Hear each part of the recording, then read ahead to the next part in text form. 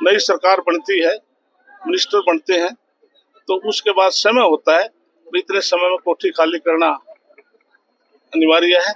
और बड़े दुर्भाग्य की बात है कि अब तक कांग्रेस पार्टी अपना विपक्ष का नेता नहीं चुन पाई। यदि विपक्ष का नेता होता, ABCD कोई भी बनता, तो शायद विपक्ष के नेता के पास वो कोठी होती। बजरंग पुनिया ने नाडा ने 4 साल के लिए सस्पेंड कर दिया, जी बाहर कर दिया। बजरंग पुनिया कहना है कि मैंने किसानों का साथ दिया आंदोलन में, इसी की मुझे सजा मिली है। इसमें क्या कहोगे? इसके लिए भारतीय जनता पार्टी संगठनात्मक पार्टी, जिसके 18 करोड़ कार्यकर्ता थे, दोबारा से हमारा समस्या अभियान चल रहे हैं। तो इसलिए कोई भी पार्टी के अंदर गलत तरीके से चलता तो पार्टी समय समय पर इस प्रकार की सस्पेंशन करती रहती है। संगठन हमारा बहुत तुरंत एक्शन लेता है और इसी वजह से आज पूरे देश में तीसरी बार केंद्र में नरेंद्र मोदी की सरकार है, प्रदेश में आज नायब सैनिक के नेतृत्व। मंत्री जी, आपने कहा कि UPSC में हरियाणा के बच्चे आगे आ रहे हैं, लेकिन HPSC की परीक्षा में हरियाणा के बच्चे पिछड़ रहे हैं। क्या आप क्या मानते हैं, हरियाणा की परीक्षा ज्यादा डिफिकल्ट है या कुछ? इसके लिए हरियाणा के बच्चे में कैसे कह सकते हो, ऐसे गरीब परिवारों के बच्चे हमारे HPSC में आए हैं तो कभी सोच भी नहीं सकते थे कि हम HPSC में कोई HCS में कोई अलाइड में वैसे प्रॉपर में आ जाएंगे। तो इसमें ये कहना कि हमारे बच्चे पिछड़ रहे हैं, बिल्कुल नहीं। जो बच्चा कम्पीट करता है और इस सरकार में बगैर पर्ची बगैर खर्ची की नौकरी मिलती है। हमने 10 साल के कार्यकाल में 1,46,000 नौकरियां लगाई है और पूरे प्रदेश में लगाई है। और हुड्डा ने अपने 10 साल के कार्यकाल में 86,000 नौकरियां लगाई थी, विशेष इलाके में लगाई थी। हमने मैनिफेस्टो में भी हमने घोषणा की है कि हम इस 5 साल में हम 2 लाख नौकरियां और देने। और इसी सरकार में सबसे ज्यादा पेपर लीक होते हैं सर।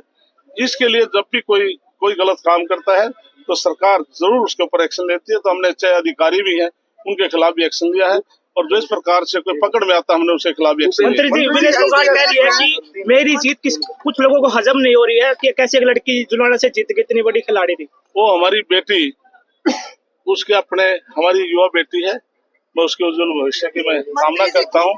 लेकिन जब भी कोई जनप्रतिनिधि बनता है तो उसका फर्ज बनता है, चाहे वो खिलाड़ी है कोई आम व्यक्ति है, तो अपने जनप्रतिनिधि जनता ने उसको चुना है तो अपने इलाके में जाए और उसकी विधानसभा में जाकर आवाज उठाए। मैं मुबारकबाद देता हूँ आपकी बार, चाहे किसी भी पार्टी से, चाहे हमारी पार्टी से है, चाहे विपक्ष की पार्टी से है, काफी युवा लड़के आज विधानसभा में आए हैं।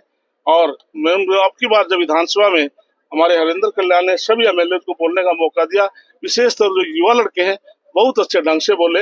ये हमारी बेटी विधानसभा में केवल ओथ लेने गई थी, उसके बाद जो सेशन में आज तक नहीं गई।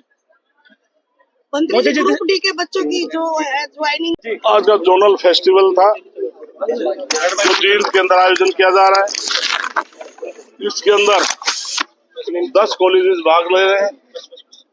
तो मैंने युवा पीढ़ी से अपील की है कि आप देश का उज्जवल भविष्य है, आप शिक्षित और आगे बढ़ो और देश का नाम रोशन करो। क्योंकि कोई भी देश है उसकी शिक्षा से पहचान होती है, प्रदेश है कोई शिक्षा से पहचान होती है। इसलिए हमने बच्चों से अपील की है कि आप अपना एक लक्ष्य रखें कि मैंने किस दिशा में जाना है। और मैंने बात एक और कहा है कि विशेष तौर से जो ग्रामीण अंचल में पढ़ने वाले बच्चे हैं वो अपना मनोबल डाउन मत करें। उनके दिमाग में एक प्रेशर रहता है कि केवल कॉन्वेंट स्कूल में पढ़ने वाला बच्चा ही UPSC में बैठ सकता है, IAS बन सकता है, IPS बन सकता है, IRS बन सकता है, डॉक्टर इंजीनियर बन सकता है।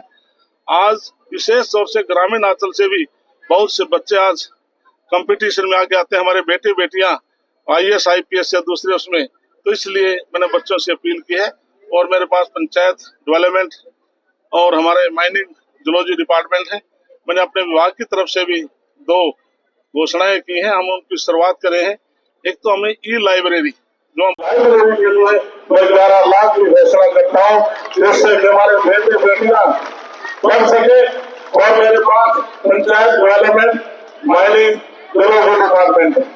मैंने अपने विभाग की तरफ से फैसले लिए हैं कि मैंने 6,225 ग्राम पंचायत है, मैंने सभी पंचायतों में 1,000 गाँव का टारगेट सबसे पहले लिया। अपने अधिकारियों को निर्देश दिए हैं कि हम 1,000 गाँव में तुरंत हम E-लाइब्रेरी खोलने जा रहे हैं, जिससे कि हमारे बेटे बेटियां गांव के अंदर बैठ करके विशेष तौर से वो कॉम्पिटिशन की तैयारी कर सकें। और 1,000 गाँव में जैसे हमारी बेटियां वंशरोपण कल्चरल प्रोग्राम बिहारी है। 1000 गाँव में मैंने फैसला किया 6525 के प्रतिभागी जो प्रतिभागी इस फेस्टिवल में जीत कर जाएगी नोटिंग, उसको मैं मुबारकबाद देता हूँ। वो नोटिंग किसी काम से असफल रह जाती है, मैं उनको भी मुबारकबाद देता हूँ कि भविष्य के लिए वो प्रतिज्ञा करके जाए कि मैंने अगले वर्ष प्रथम स्थान लेना है। साथियों, कोई भी देश है या प्रदेश है, उसकी पहचान शिक्षा से होती है। इसलिए हम शिक्षित बने और अपने देश और प्रदेश का नाम रोशन करें। जैसे संविधान निर्माता डॉक्टर भीमराव अम्बेडकर ने कहा था, शिक्षित हो, संगठित